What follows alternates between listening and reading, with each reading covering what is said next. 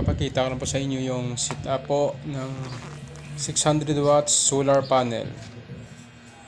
Yan, binutasan ko lang po yung bubong, tapos nilinyahan ko lang po siya papunta po dito sa ating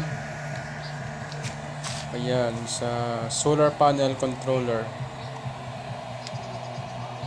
Yan, ilagay nyo lang po dyan sa may sign po ng solar, saka sa positive at saka negative. Tapos linyahan nyo rin po papuntang battery.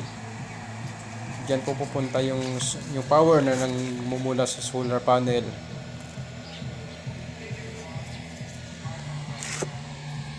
Yan, nakikita nyo po, maliliit lang po na wire yung ginamit ko, pero solid copper po yan.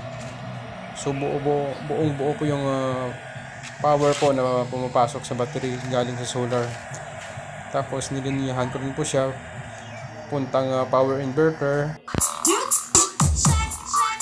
At tapos ito po yung kaya niyo pong paganahin. Yan, 450 watts po yan na speaker.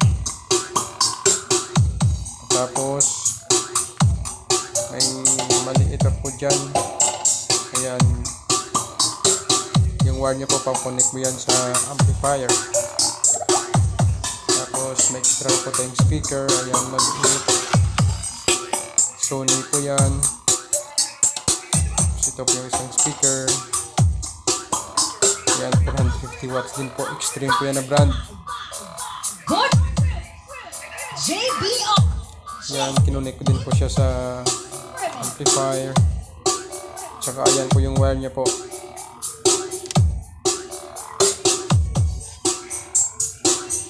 Sinaksak siya po sa wire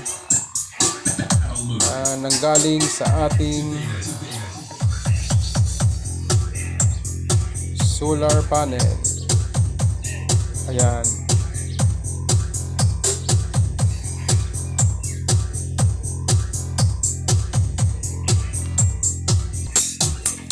Hindi pa po tayo magkabit ng dalawang mini stand fan. Ayan. Pwede nyo po yung paganahin ng sabay. Maganda po yung gamitin, lalo na yung tag-init. So sufficient po talaga yung supply ng energy. So kahit buong araw tayong